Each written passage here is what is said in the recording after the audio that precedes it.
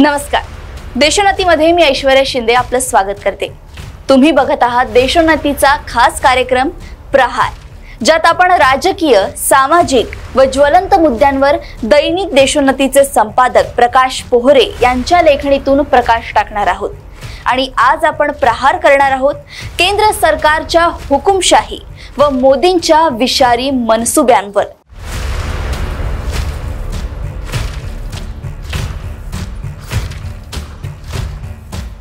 देशात आज बेरोजगारी, रुपयाचे अवमूल्यन, मातीमोल झालेली कृषी व्यवस्था, वाढती बेरोजगारी, बुडालेले उद्योग, पराकोटीची महागाई, महाग झालेले शिक्षण अशा अनेक मूलभूत प्रश्नांची चर्चाच होत नाही. निवडणुका डोळ्यासमोर ठेवून मतप्रवाह वळवण्याचे मनसुबे जनता ओळखून आहे. सतत काही ना काही उपद्रव होईल, नॉन इश्यूचे इश्यू होतील व लोकांची शक्ती व्यर्थ खर्ची होईल. अशा घटना घडवत ठेवायच्या आणि मंगळसूत्र, म्हैस, मछली, राम मंदिर, मोदी की गॅरंटी, मुस्लिमांची वाढती लोकसंख्या, भटकती आत्मा, सॅम पित्रोदा, अदानी, अंबानी टेम्पो भरून कालाधन काँग्रेसला देत आहेत असे नॉन इश्यू पुढे येतील असा हा पॅटर्न आहे. सगळ्यात गंभीर म्हणजे हे मुद्दे मोदीजी पुढे करत आहेत आणि पंतप्रधान पदाची गरिमा संपूर्णपणे लयाला घालवत आहेत.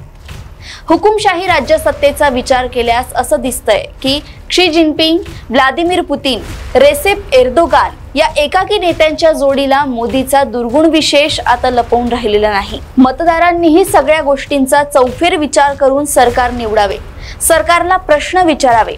पण आपली जनता उलट सरकारच्या धोरणांना बळी पडते.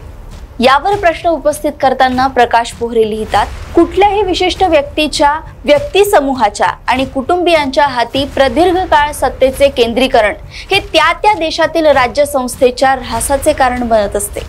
श्रीलंकेचे उदाहरण आपल्या समोरच आहे. अनिर्बंध सत्तेचा हव्यासच संबंधित व्यक्तीमधील विवेकाला मातीत गाडत असावा. आपण कोणालाच उत्तरदायी नसल्याचा अहंगंड मनात निर्माण झाला की अशा निरंकुश सत्ताधीशांचा गैरसमजाचा फुगा फुटायला सुरुवात होते. मात्र आपल्या देशात मतदार म्हणून आमची काय भूमिका राहिली आहे? आम्हाला धार्मिक टोळीत सक्रिय राहण्यात मजा वाटायला लागली आहे का? चुकीचा इतिहास जरी आमच्या ताटात कोणी वाढला तरी त्याचे घास आपल्या मेंदूत भरण्यात आम्हाला मजा वाटायला लागली आहे का? आपला भारत भविष्यात महान होणार आहे, विश्वगुरु होणार आहे असे आम्ही निवडलेले सरकार बिंबत आहे. पण तो कसा महान करणार आहात हे विचारण्याची तीळभरही हिंमत आमच्यात नाही, किंवा एकतर आमची बुद्धीच चालत नाही. भारतात पूर्वी किती भ्रष्टाचार होता आणि मागील 70 वर्षात कसं काहीच झालेलं नाही. आणि आता मात्र या सरकारने मागील 10 वर्षात भारताला कसं सोने की चिडिया केलेलं आहे अशा काल्पनिक विकासाच्या गोष्टी ऐकून रात्री झोप यायला लागली आहे. याच धार्मिक झोपेत आपला देश भांडवलदारांना आंदण देऊन टाकलाय आणि आम्हाला त्याचे काहीच सोयर सुतक नाही. लोकशाही म्हटल्या जाणाऱ्या भारत देशात सर्वानुमते निवडून आलेल्या पंतप्रधान नरेंद्र मोदी यांच्यात एका हुकुमशहाची प्रतिमा प्रामुख्याने दिसून येते. या वर्षी ते तिसऱ्यांदा पंतप्रधान पदासाठी निवडणूक लढत आहे. गेल्या 2 लोकसभा निवडणुकीप्रमाणे याही वर्षी मोदींच्याच नावावर भाजप आणि एनडीए कडून मतं मागितली जात आहे. मोदी की गॅरंटी, फिर एक बार मोदी सरकार या घोषणांबरोबर आता आणखी एक भर पडली आहे आणि ती म्हणजे अब की बार 400 पार.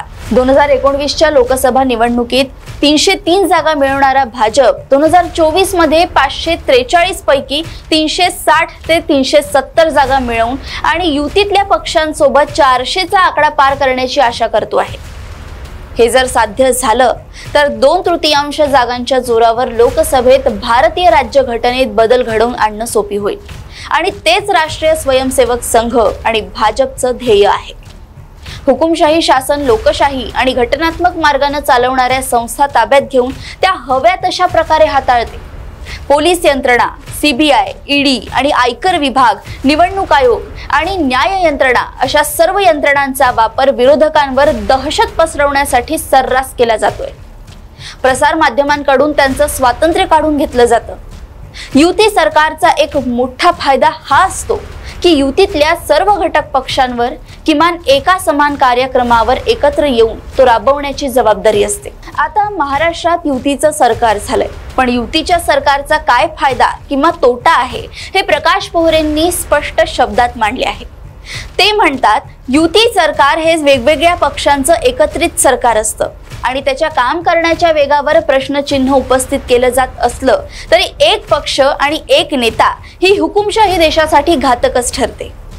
भारतीय नागरिक काय वाटेल ते सहन करतील, मात्र आक्रमक राष्ट्रवाद वा अन्य कुठल्या कारणामुळे ते हुकुमशाही अवतरल्याचे कदापि सहन करणार नाहीत। मागील 10 वर्षांमध्ये भारतामध्ये ज्या पद्धतीने बहुमतात आल्यानंतर भाजपने ज्या पद्धतीने विरोधकांना आणि आपल्या सहयोगी मित्र पक्षांना डावलून राज्यकारभार केला, आम्ही कुठलीच स्पष्टीकरण देणार नाही, जेपीसी स्थापन करणार नाही, बँका बुडवू, देशातील सार्वजनिक उपक्रम आमच्याच लाडक्या उद्योगपतींना कवडीमोल किमतीत विकू, सगळी विमानतळे फुकटात अदानीला हस्तांतरित करू, देशावरील कर्ज 55 लाख कोटीवरून 207 लाख कोटी करू, आम्ही कुणालाच उत्तरदायी नाही ही मगरुरी 10 वर्षात कुठलीच प्रेस कॉन्फरन्स या सरकारने घेतलेली नाही आणि लोकशाही मार्गाने निर्माण झालेली राज्य सरकारे काय वाटेल त्या मार्गाने फोडून आणि तिथे निरंकुश सत्ता बसवून राज्यकारभार हाकणे सुरू आहे।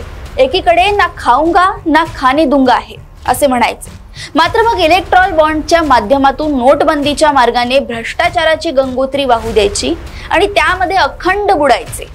ज्या भ्रष्टाचारांच्या विरोधात जनतेने या सरकारला निवडून दिले त्याच पक्षाने मग भ्रष्टाचाराचे महामेरू म्हणून ज्यांच्यावर आरोप केले अशा अजित पवार, भुजबळ, अशोक चव्हाण, विखे, हर्षवर्धन पाटील अशा असंख्य लोकांना आपल्याच पक्षात घेऊन एक नवीन विक्रम प्रस्थापित केलाय।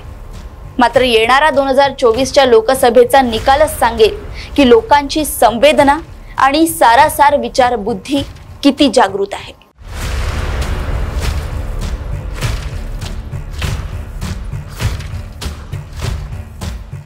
पुन्हा भेटूया अशा ज्वलंत मुद्द्यांसह। बघत रहा देशोन्नती। नमस्कार।